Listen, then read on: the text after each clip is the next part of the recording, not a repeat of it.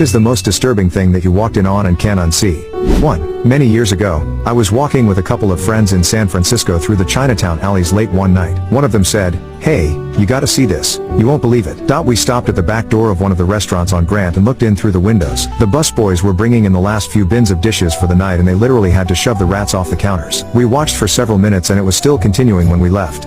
2. I had an older neighbor who had no family and chose me in her will to be the executor of her estate. Since she had no family left alive, the county government covered the cost of her cremation. They told me they assigned a funeral home to do it on a rotation. The time came for me to collect her ashes, and when I arrived I could tell this was a low-budget funeral home. It wasn't in a great part of town either. It was a weekday around lunchtime and there were very few cars around. Several doors around the property were not clearly marked, so I could not tell which was the front entrance. I chose what looked like the entrance to the chapel and knocked, but there was no answer. The door was unlocked, so I went in. Well, it was the chapel, but on a table between the rows of pews near the front of the stage was a large male that was just beginning to be embalmed. I quickly made my